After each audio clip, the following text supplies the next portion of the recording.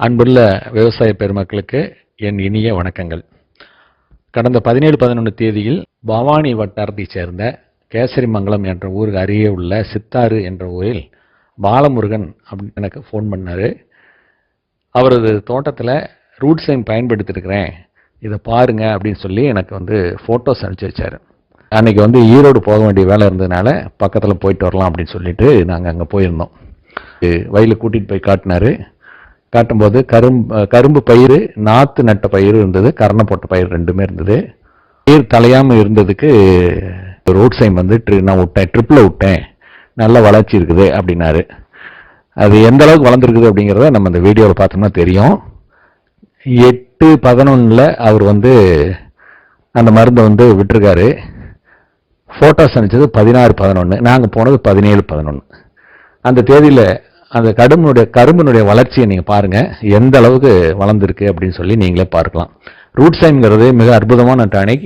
அது மற்ற மருந்துகளை போல் ஹியூமிக் ஆசிட் இந்த மாதிரி கொடுக்கறதெல்லாம் விட இது பல மடங்கு வளர்ச்சியை உண்டு பண்ணும். அதிக எடையும் அதிக கரும்பு தூரில் அதிகமாகவும் கிளச்சி நல்லா வரும். தைரியமாக நீங்கள் இந்த வீடியோ பார்த்ததுக்கு பின்னாடி நீங்கள் எல்லாருமே வாங்கி பயன்பெறணும்னு சொல்லிட்டு நான் உங்கள்கிட்ட கேட்டுக்கிறேன்.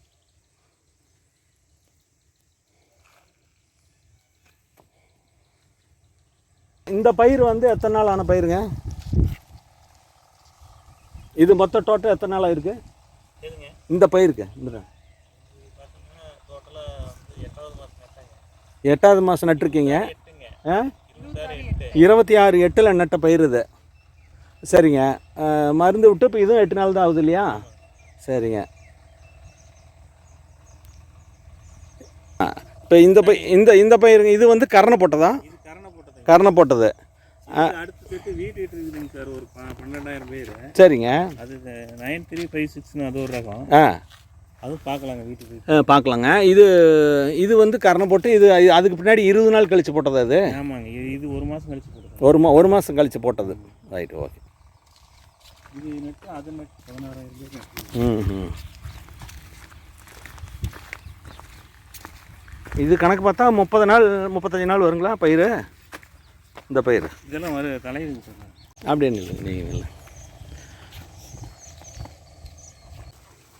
உங்கள் பேருங்க?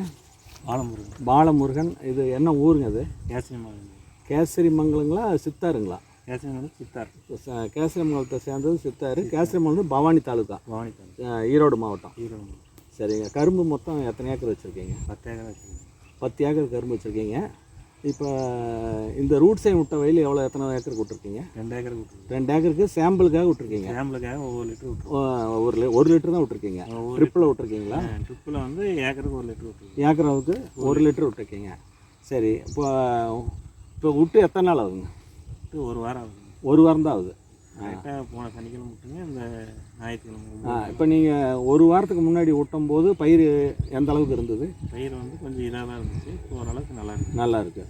சரி சரி சரி. இந்த இடத்துலலாம் சொட்டையாக இருந்தது எல்லாம் பயிர். இப்போ பயிர் அடம்பெலாம் வந்துருக்கு, நல்லது கட்டுருக்கு. ஓகே, 1 வாரம் வளர்ச்சி பரவாயில்ல, நல்லா இருக்குது. உங்களுக்கு தூர் எவ்வளோ கட்டி? இப்போ பயிரில் அதே மாதிரி இதில் நடுவு தூர் கிளைச்சிருக்கெல்லாம் பரவாயில்லைங்களா? தூர் 1-2 எக்ஸ்ட்ரா கிளைக்குது. ஓகே, ரைட்டுங்க.